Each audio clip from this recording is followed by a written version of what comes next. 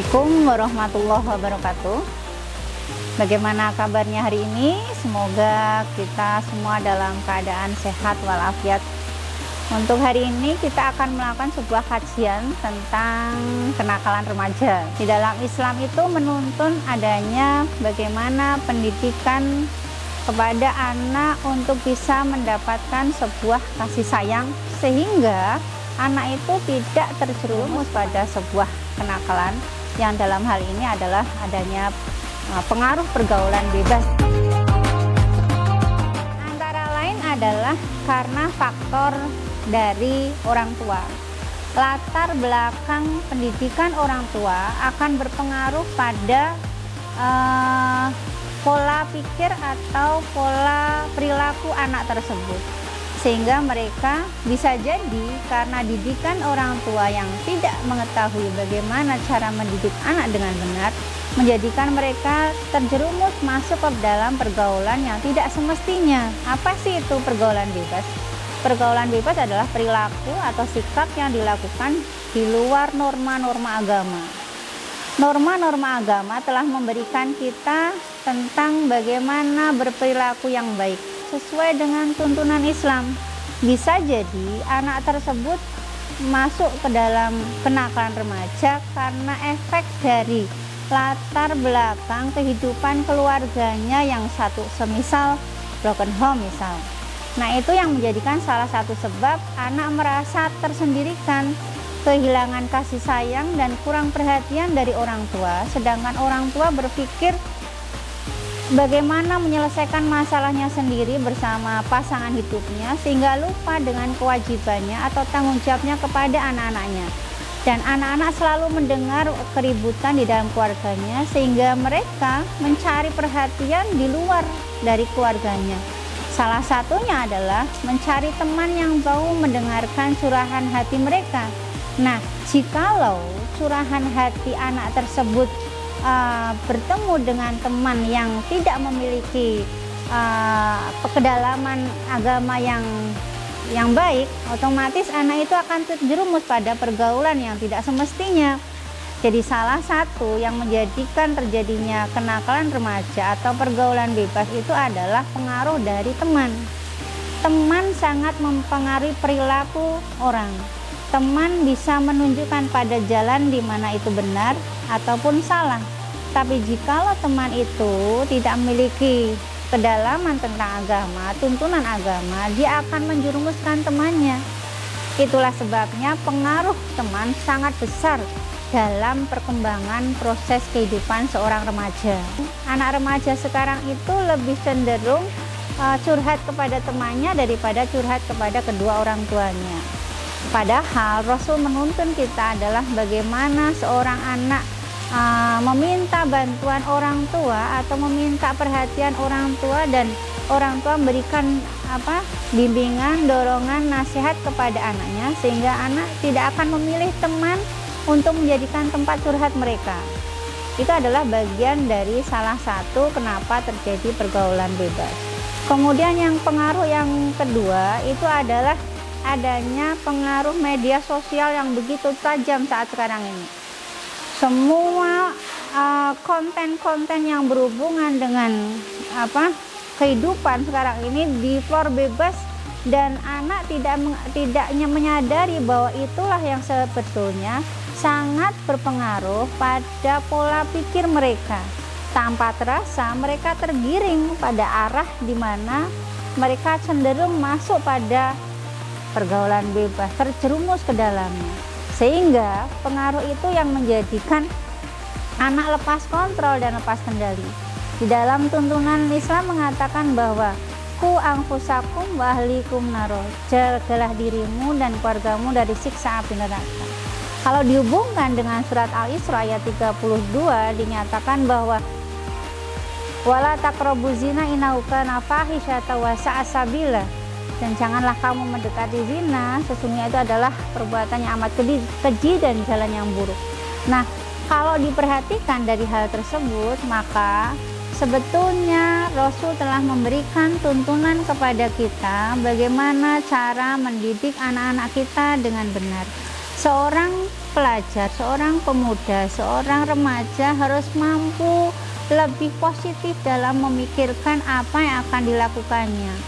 Sekarang ini banyak orang lebih cenderung mengeluapkan nafsunya atau emosionalnya tanpa berpikir apakah yang saya lakukan itu positif ataukah tidak, apakah yang saya lakukan itu negatif ataukah tidak. Nah, sehingga butuh dukungan dari keluarga ataupun guru di sekitarnya atau yang dituakan dalam hal ini untuk bisa memberikan tuntunan nasihat bahwa media sosial betul-betul sangat berpengaruh besar pada anak sehingga mereka bisa jadi terjerumus ke dalamnya.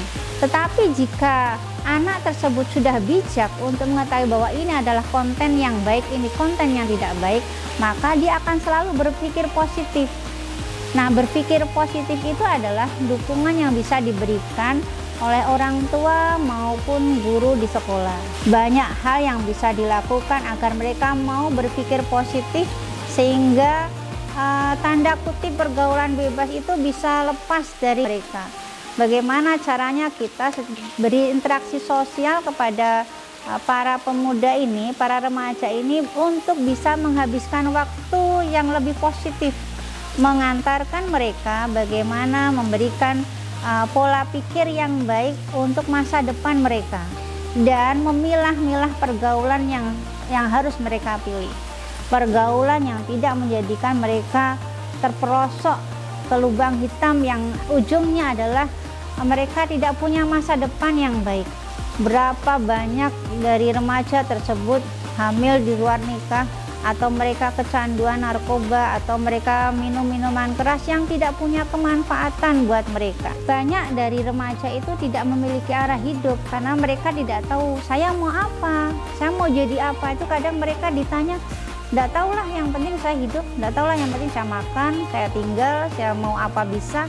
Padahal sebetulnya waktu yang menjadikan kita bisa merubah itu. Nah, waktu yang sudah terbuang sia-sia ini bagaimana caranya agar bisa dimanfaatkan ke depan lebih baik, dan tidak semestinya kita yang sudah memahami ini hanya diam saja, tapi bagaimana memberikan jalan keluar yang terbaik pada generasi muda sekarang ini yang akan menjadi generasi penerus bangsa. Yang banyak kita jumpai itu masih belum bisa menerapkan pola positif. Nah, memberikan ruang gerak kepada mereka untuk mengeksplor kemampuan mereka. Dalam hal ini adalah memberikan jalan atau peluang-peluang berupa misalkan kalau di sekolah itu ekstrakurikuler. Mereka diarahkan untuk masuk ke dalam ekstrakurikuler sehingga tidak menghabiskan waktu dengan percuma. Memberikan pandangan dan arahan agar mereka mau ikut terjun di dalam ekstrakurikuler itu. Ekstrakurikuler tidak hanya fokus pada sebuah olahraga, tapi bisa jadi pada pemikiran yang lain. Misalkan dalam hal ini membuat karya ilmiah, kemudian bagaimana membuat jurnalis yang menjadi jurnalis yang baik, atau bagaimana, terserah pada keinginan mereka mau berbuat apa. Mereka butuh peluang, mereka butuh kesempatan, dan mereka yang terpenting dari semua itu adalah mereka butuh kepercayaan dari yang lebih tua. Bahwa mereka bukan generasi yang tidak mampu, mereka generasi yang mampu. Untuk bisa melakukan hal itu butuh sebuah terobosan baru yang menjadikan mereka mau berpikir lebih positif. Mereka mau melangkah sedikit demi sedikit untuk merubah pola pikir mereka menjadi lebih baik. Nah, terobosan-terobosan ini tidak bisa kita hanya bisa ngomong, tapi ada gerakan bersama-sama. Siapa yang melakukan gerakan ini? Orang tua, guru, para pemuka agama, pemerintahan dalam artinya memberikan peluang untuk bisa mereka menggerakkan hati mereka untuk merubah pola pikir yang negatif itu menjadi pola pikir yang baik. Kemudian bagaimana mereka mengarahkan agar waktu yang hilang percuma itu bisa diganti dengan waktu yang lebih baik untuk mereka menemukan jati diri mereka. Seorang pemuda atau seorang remaja itu biasanya ingin melampiaskan keinginannya dalam segala hal, tapi terkadang dasar agamanya tidak kuat. Nah, kita memberikan dorongan itu berupa bagaimana menanamkan nilai-nilai agama kepada remaja-remaja tersebut dari mulai usia 15 tahun sampai usia 19 tahun, di mana mereka bisa berpikir lebih dewasa, bisa diajak untuk berbicara, sehingga dari hal ini semua komponen bangsa bisa bisa melakukan gerakan ini. Insya Allah tidak ada yang namanya remaja yang kehilangan arah dan masuk atau terjerumus pada pergaulan bebas. Kita tidak boleh melihat ke belakang, tapi kita terus harus maju ke depan, sehingga tanggung jawab kita sebagai orang tua kepada mereka akan menuntun mereka menjadi orang-orang yang punya kemampuan besar dan bisa menunjukkan kepada bangsa mereka mampu melakukan sesuatu untuk sebuah kebaikan, untuk sebuah hasil yang baik. Nah, untuk itu mari kita bersama-sama bagaimana membina mereka untuk menjadi yang lebih baik. Saya yakin dan percaya dimanapun remaja di Indonesia sekarang ini ingin melakukan sesuatu, tapi mereka terkadang tidak tahu sesuatu apa yang harus mereka lakukan. Hanya segelintir orang yang mau serius dan menseriusi keinginan mereka karena kembali pada latar belakang keluarga yang mampu menuntun mereka. Tapi banyak keluarga-keluarga yang belum bisa menuntun anak-anak mereka sehingga mereka lepas kontrol. Nah, inilah PR kita bersama untuk menjadikan teman-teman kita atau teman-teman kalian para remaja untuk bisa melakukan sebuah perubahan, tidak lagi terjerumus pada pergaulan bebas, tidak lagi terjerumus pada kenakalan remaja yang akhirnya dicap bahwa sebetulnya itu remaja penyumbang sebuah kerusakan bangsa. Tidak, tapi bagaimana remaja menunjukkan bahwa bangsa ini bangsa yang besar sehingga mereka mampu berbuat sesuatu untuk negara, untuk bangsa, untuk kita semua. Pemupukan nilai-nilai agama inilah yang harus kita kuatkan sehingga punya iman yang kuat. Apapun hantaman dari luar atau pengaruh dari luar itu tidak akan bisa mempengaruhi mereka, karena mereka punya iman yang kuat yang bisa dijadikan sebagai pegangan bahwa saya punya nilai, saya punya akhlak, saya punya agama, saya punya iman. Pengaruh itu tidak berpengaruh buat saya.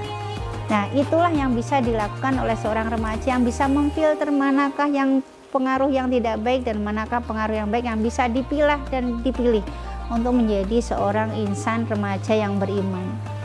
Saya kira itu yang bisa saya sampaikan, dan saya pikir kita harus melakukan.